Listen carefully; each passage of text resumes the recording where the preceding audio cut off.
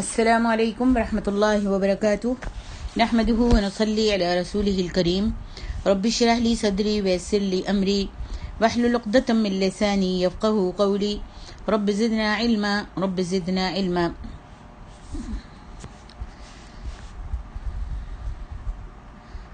تفسیر سورۃ سبا آیت نمبر 42 سے آخر السورہ. اعوذ باللہ من الشیطان الرجیم فَالْيَوْمَ لَا يَمْلِكُ بَعْضُكُمْ لِبَعْضٍ نَفْعًا وَلَا ضَرًّا وَنَقُولُ لِلَّذِينَ ظَلَمُوا ذُوقُوا عَذَابَ النَّارِ الَّتِي كُنْتُمْ بِهَا تُكَذِّبُونَ. اس وقت ہم کہیں گے کہ آج تم میں سے کوئی بھی دوسرے کے نفع نقصان کا کچھ اختیار نہیں رکھتا، اور ظالموں سے ہم کہیں گے کہ اس آگ کا مزہ چکھو جسے تم جھٹلایا کرتے تھے. پچھلی آیتوں میں بیان ہو رہا تھا کہ اللہ رب العالمین قیامت والے دن جب پوچھے گا، جو اللہ کے سوا دوسروں کو پوچھتے تھے، تو جب پوچھے گا کہ تم کس کی عبادت کیا کرتے تھے، اور ان کو بھی ظاہر کیا جائے گا جن کی پوجا کی جاتی تھی. لیکن پچھلے سبق میں آپ نے پڑھا ہے کہ جن کی پوجا کی جاتی تھی وہ بالکل انکار کر دیں گے، اور پہچاننے سے بھی انکار کر دیں گے، اور کہہ دیں گے کہ ہم نے تو ان کو نہیں کہا تھا، ہمیں نہیں معلوم کہ یہ ہماری پوجا کیا کرتے تھے. انکار کر دیں گے ان کی عبادت کا، ان کے پوجا پاٹ کا. اللہ رب العالمین فرماتے ہیں فَالْيَوْمَ لَا يَمْلِكُ بَعْضُكُمْ لِبَعْضٍ نَفْعًا. یا تو وہ کہیں گے کہ ہماری عبادت نہیں کرتے تھے، بلکہ یہ لوگ تو جنوں کو پوچھتے تھے. یہاں جن سے مراد شیاطین ہیں، اور قرآن میں یہ دونوں الفاظ ایک دوسرے کے مترادف کے طور پر استعمال ہوتے ہیں. فرشتے اللہ تعالیٰ کے سوال کے جواب میں کہیں گے ہمیں ان بدبخت مشرکوں سے کیا سروکار، جنہوں نے تجھے چھوڑ کر ہمیں اپنا سرپرست سمجھ رکھا تھا، جبکہ حقیقت یہ ہے کہ ہمارا بھی سرپرست تو ہی ہے اور ان کا بھی تو ہی ہے اور تھا، مگر انہوں نے جو ہمیں اپنا سرپرست سمجھ رکھا تھا تو ہم نے تو انہیں ایسی بات قطعاً نہیں کہی تھی. یہ پٹی ان کو شیطان نے پڑھائی تھی، یہ وسواس، یہ بہکاوا جو تھا ان کو شیطان کا تھا. اسی کی ترغیب پر یہ ہماری پوجا کرتے رہے. تو دراصل یہ ہماری نہیں بلکہ ان شیطانوں کی پوجا کر رہے تھے، جن کے یہ فرما بردار بن کر ان کے کہنے پر لگ گئے تھے. یعنی کبھی کبھار ایسا بھی ہو جاتا ہے کہ جس غرض کے لیے انہوں نے کسی بت کے آگے نظریں نیازیں چڑھائیں تو ان کی غرض پوری ہو گئی. کبھی کبھی ایسے ہوتا ہے، اور اکثر ایسے ہوتا ہے کہ جب انسان کسی قبر پر جاتا ہے اور وہاں پر چادر اور غلاف چڑھاتا ہے، وہاں جا کے سجدہ کرتے ہیں یا ہاتھ باندھ کر اللہ سے واسطہ وسیلہ مانتے ہیں، اور ان کو اولاد مل جاتی ہے، اولاد ہو جاتی ہے، یا پھر بت کے اندر سے شیطان بول پڑتا ہے، تو ایسی اتفاقی باتوں سے ان کا اعتقاد اور بھی پختہ ہو جاتا تھا. حالانکہ ان کی غرض بھی صرف وہی پوری ہوتی تھی جن کا پورا ہونا اللہ کی طرف سے پہلے ہی مقدر ہو چکا ہوتا تھا. اللہ تعالیٰ نے ہر کام کا ایک وقت رکھا ہے. اگر کوئی اولاد مانگنے کے لیے کسی قبر والے کے پاس گیا ہے، کسی مزار پر گیا ہے، اور وہاں جا کے اس نے واسطے وسیلے سے یا مرنے والے شیخ سے یا پہنچے ہوئے بزرگ سے، صالح انسان سے کچھ مانگا ہے کہ یہ تو اللہ تک پہنچ گئے ہیں، اور ادھر جا کر جب انہوں نے مانگا اور اس کی خواہش کو اللہ تعالیٰ نے پورا کر دیا. حالانکہ ہوتا یہ ہے کہ اللہ رب العالمین نے ایک وقت مقرر کیا، اسی وقت آپ کو اولاد ملنی تھی، اسی وقت آپ کی بیٹی کا رشتہ ہونا تھا، طے پانا تھا، اسی وقت آپ کے بیٹے کو نوکری ملنی تھی، اور اسی وقت آپ کے شوہر کو نوکری ملنی تھی، مال و دولت نے آنا تھا. لیکن آپ نے جو وہاں جا کر مانگا اور آپ کی دعا قبول ہو گئی، تو یہ وہی وقت تھا جو اللہ تعالیٰ نے آپ کے لیے مقرر کیا تھا. آپ کا کیا ہوا؟ اللہ نے تو یہ وقت مقرر کیا تھا اور آپ کو یہ چیز مل گئی آپ کی خواہش کے مطابق، لیکن آپ کا بھروسہ جو ہے وہ اس چیز پر ہو گیا، آپ کا توکل اس پر ہو گیا کہ میں فلانے مزار پر گئی تھی، فلانا بابا کے مزار پر گئی تھی، وہاں میں نے جا کر منت مانی تھی، وہاں میں نے نظر و نیاز دی تھی، وہاں جا کر میں نے چڑھاوا چڑھایا تھا، تو مجھ کو فلانی چیز، میری آرزو پوری ہو گئی اور میری تمنا پوری ہو گئی. تو میری ماں اور بہنوں یہ قطعاً خلاف ہے. اللہ تعالیٰ نے ایک وقت ہر کام کا مقرر کیا ہے. آپ کو اسی وقت کوئی چیز ملنی تھی، وہ مل گئی. آپ نہ بھی چاہتی تو اللہ نے یہ دن مقرر کیا ہوا تھا، لیکن آپ چلی گئیں تو آپ کا عقیدہ، آپ کا بھروسہ، آپ کا توکل اللہ سے اٹھ گیا. اور آپ نے کہا فلانے بابا کے پاس گئی تھی، وہاں پہ میں نے کالا بکرا دیا تو مجھ کو فلانی میری تمنا جو ہے پوری ہو گئی، مجھ کو اولاد مل گئی، یا رزق مل گیا، یا میرے بچے کو نوکری مل گئی، یا فلانا میرا کام بگڑی بن گئی. تو یہ وقت مقرر تھا. اللہ نے اس ٹائم آپ کی بگڑی بنانی ہی بنانی تھی. آپ کی مشکل کو اس وقت میں اللہ تعالیٰ نے دور کر دینا تھا. آپ کو اس گھڑی میں آپ کی بیٹی کو یا آپ کو اسی وقت میں حمل ہونا تھا. یہ آپ کی مراد جو تھی اس وقت ہی پوری ہونی تھی. لیکن کیا ہوا؟ آپ نے جلد بازی کی، آپ وہاں پر چلے گئے اور پھر آپ کی تمنا پوری ہو گئی. آپ نے یہی سمجھا کہ فلانے بابا نے، فلانے صالح انسان نے، فلانے بزرگ نے جو پہنچے ہوئے ہیں انہوں نے اللہ سے سفارش کی ہے اور مجھ کو یہ مل گیا. نہیں میری بہنوں، یہ عقیدہ غلط عقیدہ ہے.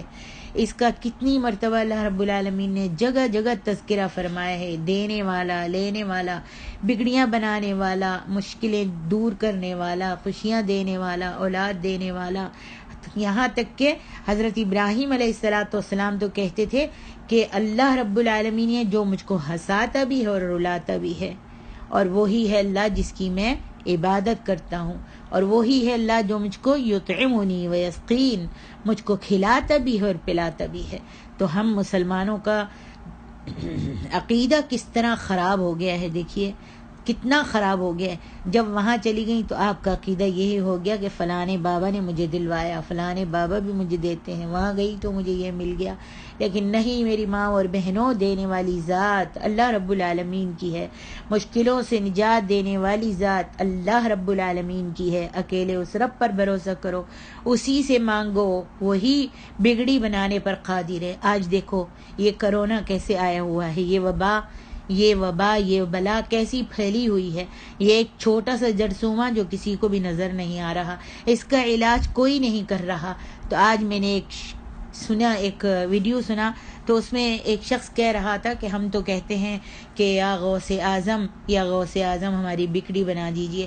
ہم تو غوث اعظم ہمارے منہ سے بعد میں نکلتا ہے،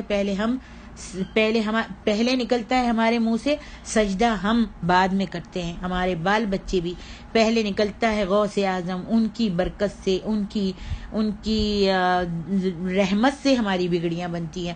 تو ہماری آل اولاد جو ہے سب سے پہلے غوث اعظم کو پکارتی ہے اور سجدہ بعد میں کرتی ہے. سر بعد میں زمین پر ٹکتا ہے، پہلے غوث اعظم منہ سے نکلتا ہے. نعوذ باللہ. میری محترم ماں اور عزیز بہنوں، غوث اعظم کون ہے؟ وہ ہے اللہ رب العالمین، غیاث المستغیثین. کہو یا غیاث المستغیثین اغثنی، جو کہتا ہے کہ مجھے کسی واسطے کی ضرورت نہیں ہے، میں تو ایک زمین میں کیڑے کو رزق دینے والا، مچھیوں کو سمندر کی تہوں میں جینا زندہ کرنے والا، اور ان کو جلا دینے والا، اور ان کو کھلانے والا، اور ان کو سانس دلانے والا، اور ان کو تیرانے والا کون ہے؟ اللہ اکبر. آج یہ جو جرثومہ آیا ہوا ہے تو کہیے غوث اعظم کہاں ہیں آپ سب کے؟ جو بگڑیاں آپ کی بناتے ہیں تو یہ کتنا سا ذرے جتنا، ایک اتنا سا جو ہواؤں میں پھر رہا ہے جرثومہ، اس کو ختم نہیں کر سک رہے. کہاں ہے عقل انسانوں کی؟ کہاں ہے؟ کہاں اللہ رب العالمین کو تم نے چھوڑ دیا؟ آج دیکھو اللہ کے سامنے سب زیر ہے. جتنے بڑے بڑے حکام ہیں، جتنے بڑے بڑے دولت مند ہیں، جتنے بڑے بڑے حکومتیں کرنے والے ہیں، آج کہاں ہے سب کی حکومتیں؟ آج کہاں ہے پاورفل جو اپنے آپ کو کہتے ہیں؟ کہاں ہے ایٹم بم بنانے والے؟ کہاں ہیں آج؟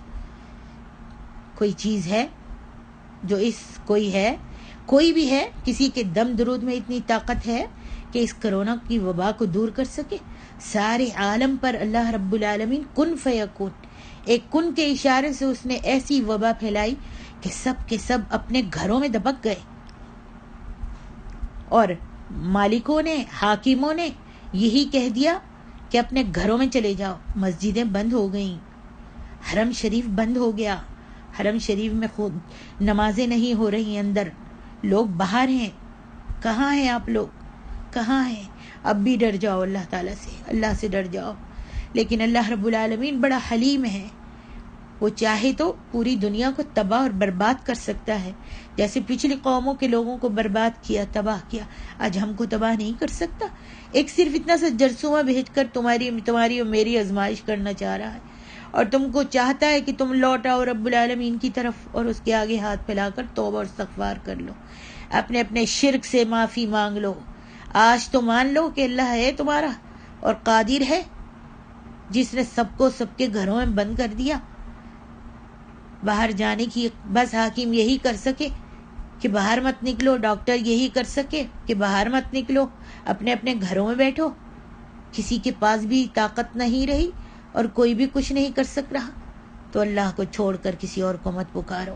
تو آج نہیں بلکہ اللہ رب العالمین نے فرمایا فَالْيَوْمَ لَا يَمْلِكُ بَعْضُكُمْ لِبَعْضٍ نَفْعًا وَلَا ضَرًّا۔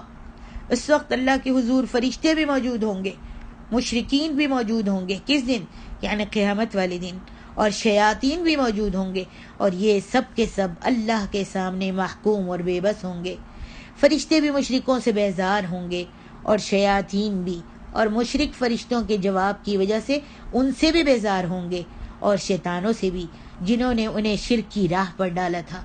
گویا ہر ایک کو دوسرے سے بیزاری ہی ہوگی، اور ہر ایک بے بس بھی ہوگا۔ تو اس صورت میں دوسرے کو کیا فائدہ پہنچا سکے گا اور کیوں فائدہ پہنچا سکے گا؟ آگے ارشاد ربانی ہے، پھر ان کا ٹھکانہ جو ہے وہی ہوگا وَنَقُولُ لِلَّذِينَ ظَلَمُوا ذُوقُوا عَذَابَ النَّارِ الَّتِي كُنْتُمْ بِهَا تُكَذِّبُونَ۔ جب کوئی بھی اختیار نہیں رکھتا اور ظالموں سے ہم کہیں گے، اللہ تعالیٰ فرماتا ہے اس دن ہم ظالموں کو کہیں گے کہ اس آگ کا مزہ چکھو جسے تم جھٹلایا کرتے تھے، ان کو اس بھڑکتی ہوئی آگ میں ڈال دیا جائے گا۔ اللہ تبارک و تعالیٰ ہم سب کو شرک سے بچائے، توحید کی سمجھ عطا فرمائے۔ آگے فرمائے وَإِذَا تُتْلَى عَلَيْهِمْ آيَاتُنَا بَيِّنَاتٍ قَالُوا مَا هَذَا إِلَّا رَجُلٌ يُرِيدُ أَن يَصُدَّكُمْ عَمَّا كَانَ يَعْبُدُ آبَاؤُكُمْ وَقَالُوا مَا هَذَا إِلَّا إِفْكٌ مُفْتَرًى وَقَالَ الَّذِينَ كَفَرُوا لِلْحَقِّ لَمَّا جَاءَهُمْ إِنْ هَذَا إِلَّا سِحْرٌ مُبِينٌ۔ اور جب ان پر ہماری واضح آیات پڑھی جاتی ہیں تو کہتے ہیں یہ آدمی تو ایسا ہے جو یہ چاہتا ہے کہ تمہیں تمہارے ان معبودوں سے روک دے جنہیں تمہارے آباء و اجداد پوجا کرتے تھے۔ نیز وہ کہتے ہیں کہ یہ قرآن تو جھوٹ ہی گھڑا ہوا ہے، اور ان کافروں کے پاس جب حق آ گیا تو کہنے لگے کہ یہ تو صریح جادو ہے۔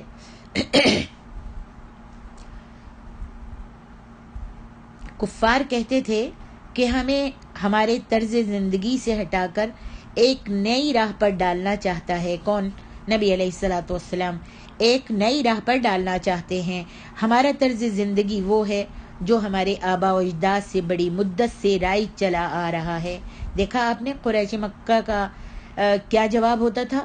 وہی جواب جو آج مسلمانوں کا جواب ہوتا ہے کہ ہمارے آباء و اجداد نے، ہمارے باپ دادا نے جو سکھایا ہے اور جو وہ کیا کرتے تھے، کیا وہ جھوٹ تھا؟ کیا وہ نہیں جانتے تھے؟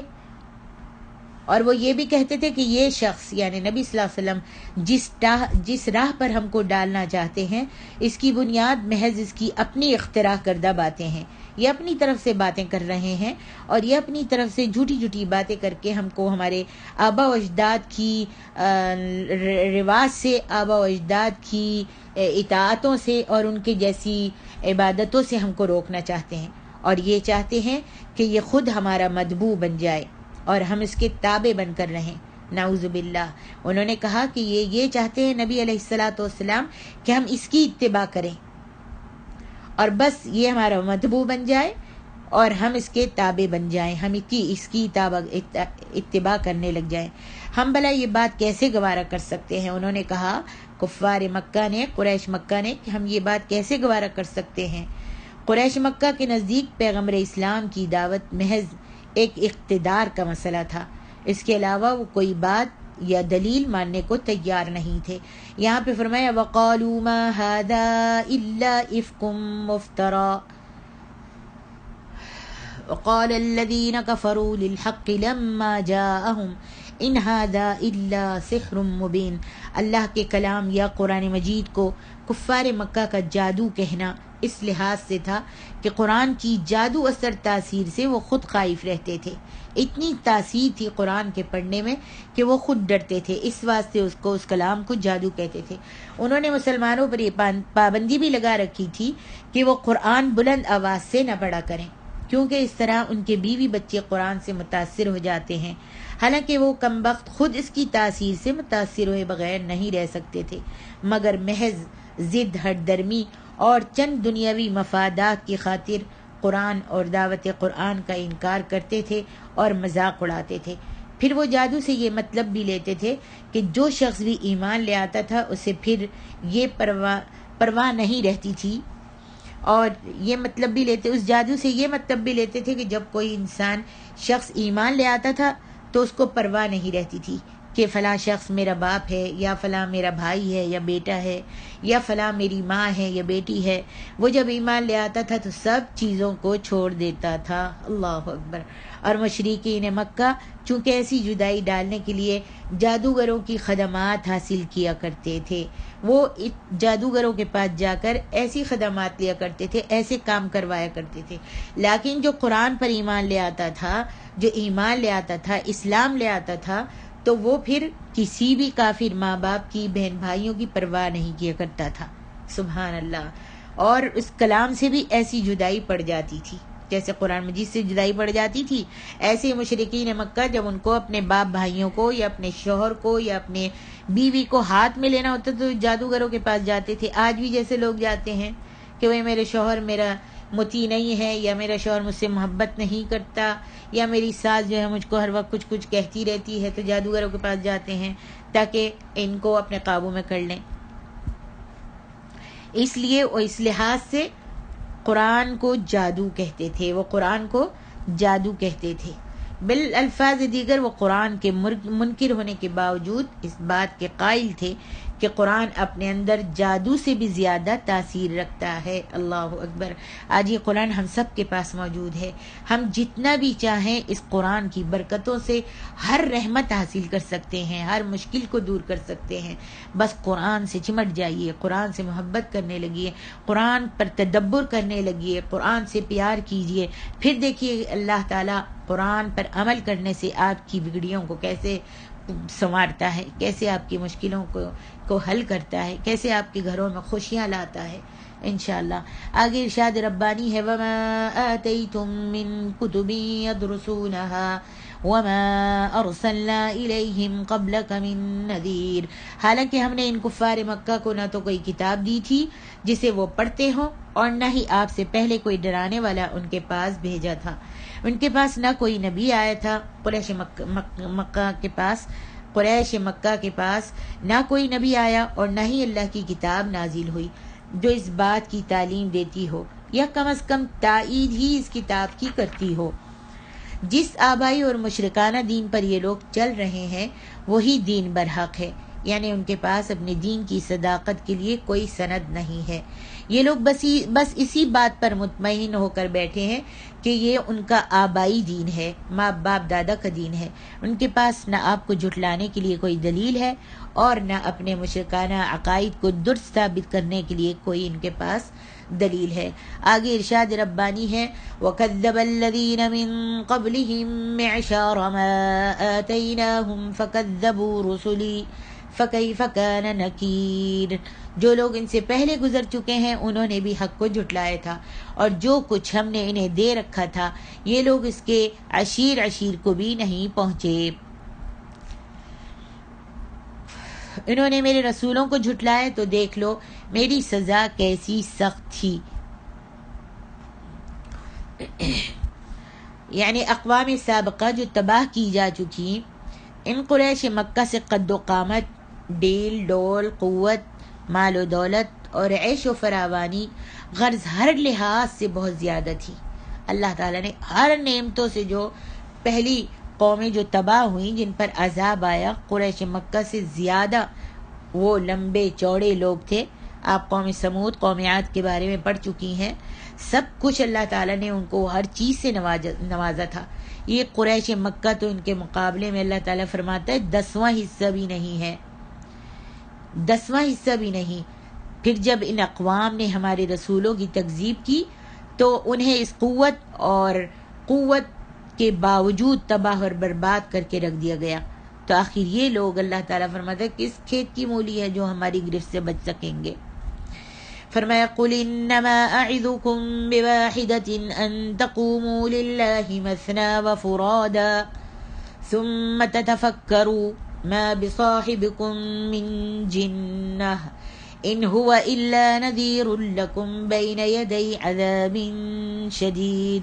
آپ ان سے کہہ دیجئے کہ میں تمہیں ایک بات کی نصیحت کرتا ہوں کہ اللہ کے واسطے تم دو مل کر اور اکیلے اکیلے رہ کر خوب سوچو کہ آیا تمہارے صاحب رسول اللہ میں کوئی جنون کی بات ہے؟ وہ تو محض ایک سخت عذاب سے پہلے تمہیں ڈرانے والا ہے۔ میری صرف ایک بات مان لو، ضد اور تعصب کو چھوڑ دو، پوری نیک نیتی سے یہ بات سوچو۔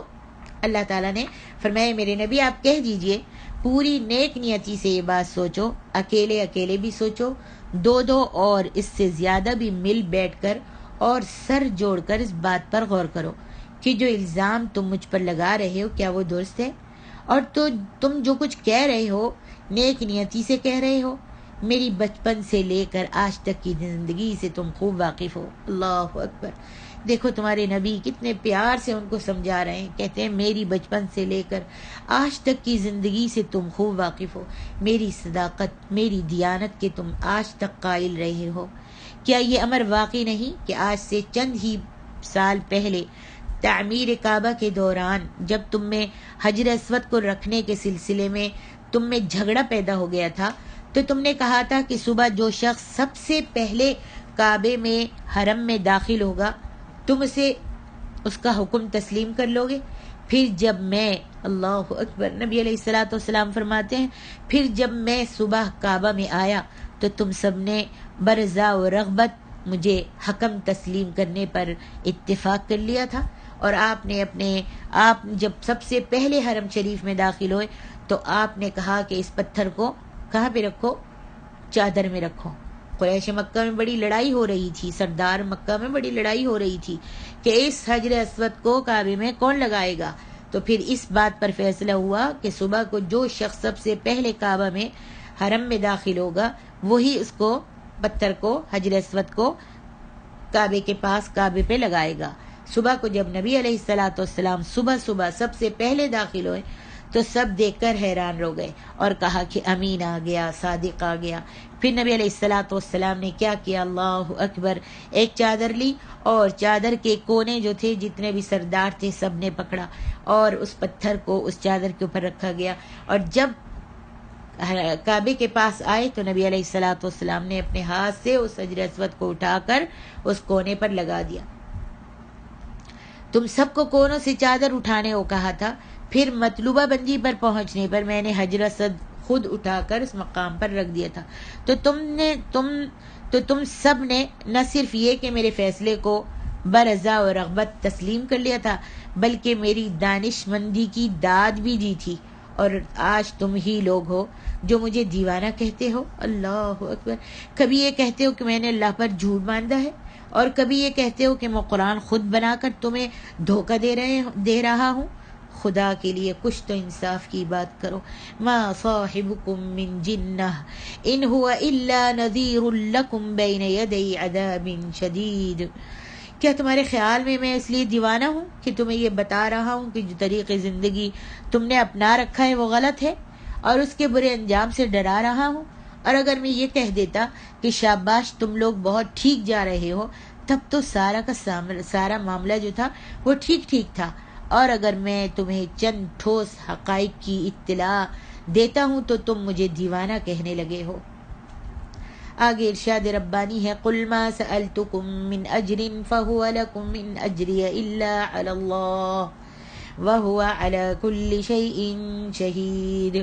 آپ ان سے کہہ دیجئے کہ اگر میں نے تم سے کچھ اجرت مانگی تو وہ تم ہی رکھو، میرا اجر تو اللہ کے ذمے ہے اور وہ ہر چیز پر حاضر و ناظر ہے۔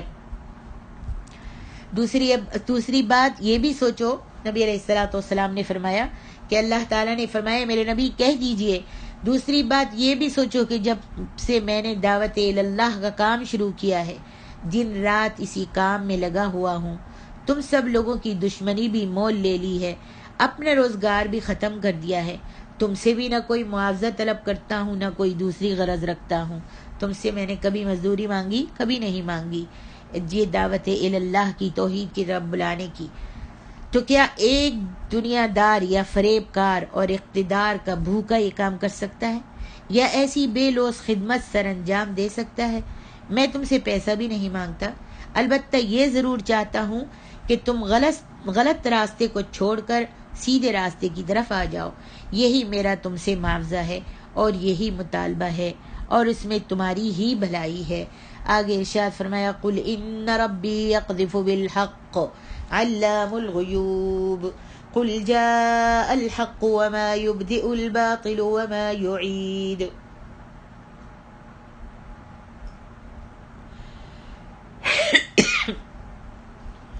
یعنی آسمان سے جو وحی نازل ہو رہی ہے وہ حق ہے اور تمہارا طرز عمل ہے وہ باطل ہے، یہ حق باطل کا سر توڑ دے گا اور اس کا کچومر نکال دے گا، باطل کو بلا آخر راہ فرار اختیار کرنی پڑے گی اور حق اس پر غالب آ کے رہے گا۔ اللہ علام الغیوب ہے، اس نے عین موقع پر مجھے اپنی وحی کے ساتھ بھیجا ہے اور وہ خوب جانتا ہے کہ باطل کا سر توڑنے کے لیے یہی مناسب موقع ہے۔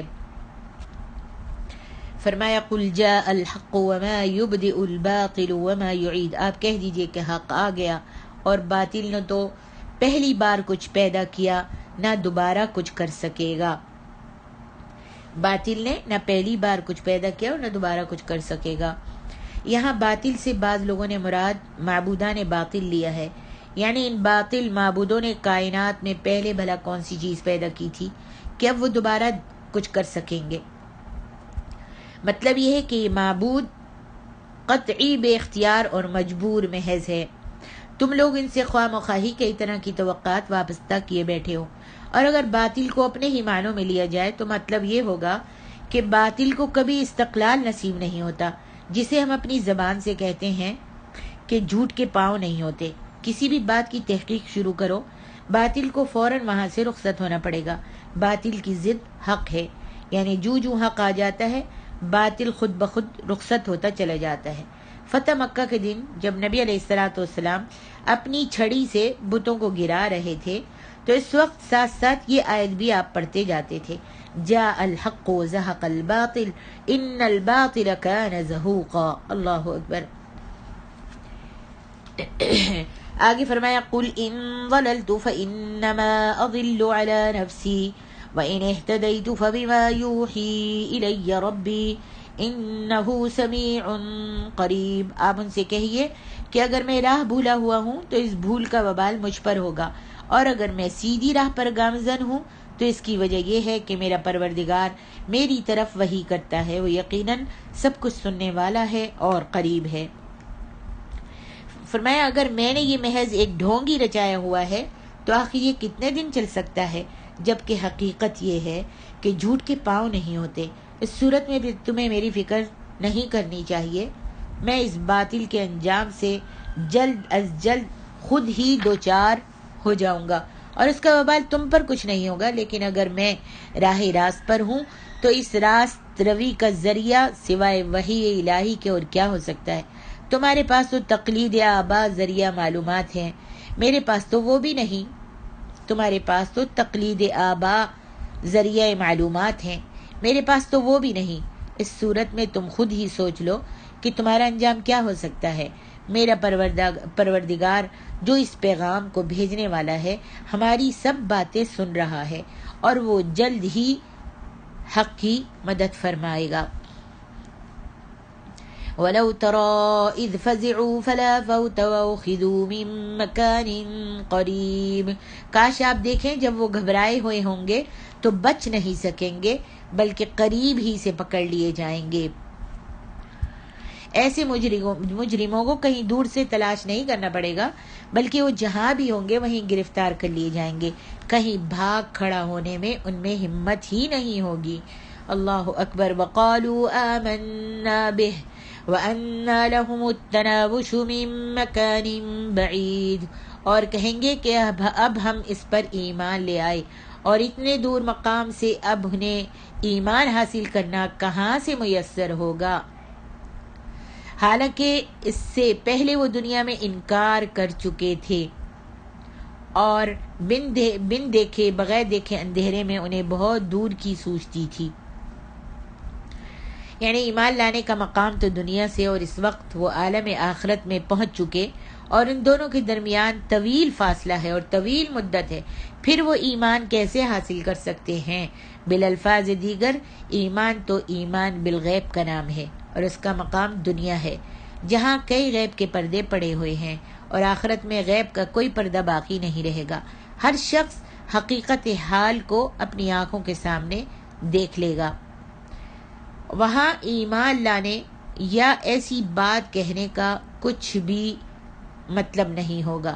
وَقَدْ كَفَرُوا بِهِ مِن قَبْلُ وَيَقْذِفُونَ بِالْغَيْبِ مِن مَّكَانٍ بَعِيدٍ، یعنی جب دنیا میں ان سے عالم آخرت کی بات کی جاتی تھی تو اس پر غور کرنے کے بجائے اسے دیوانگی پر محمول کرتے تھے، کہ نبی جو ہے جب آخرت یاد دلاتے تھے تو وہ کہتے تھے کہ یہ نبی جو ہیں یا یہ داعی جو ہیں یہ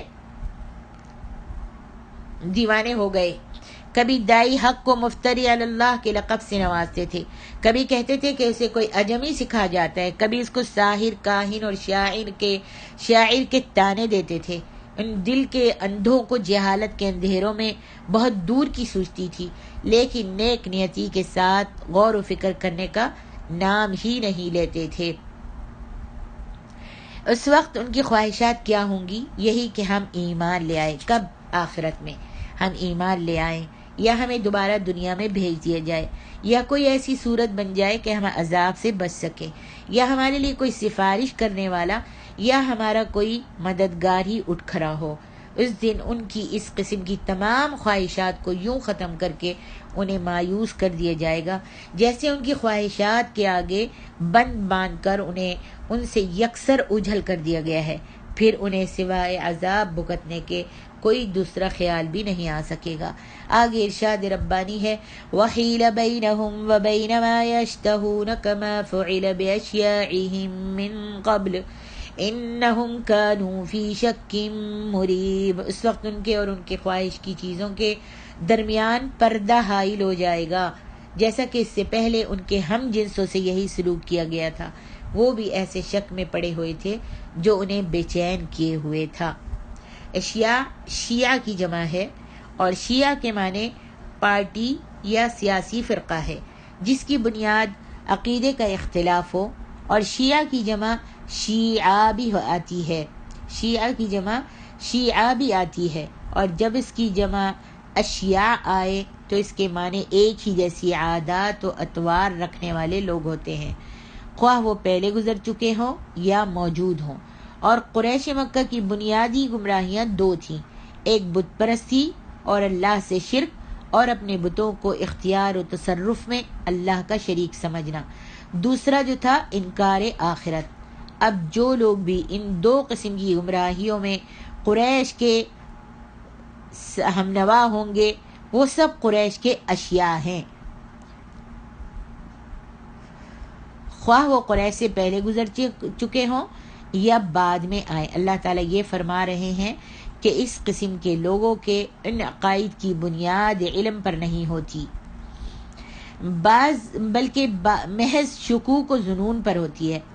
وہ یہ کبھی بدلائل ثابت نہیں کر سکتے کہ ان کے معبود فی الواقع اللہ کے اختیارات میں شریک ہیں، نہ ہی وہ یہ ثابت کر سکتے ہیں کہ وہ دوبارہ پیدا نہیں کیے جا سکتے یا قیامت نہیں آ سکتی۔ وہ خود بھی اس بارے میں ہمیشہ مشکوک ہی رہتے ہیں، اور شک بھی ایسا جو انہیں بے چین کیے رکھتا ہے، مگر وہ محض اپنے بعض مفادات کی خاطر اپنے ان شکوک کا برملا اظہار نہیں کرتے۔ واللہ اعلم۔ سورۃ سبا کی تفسیر ختم ہوئی۔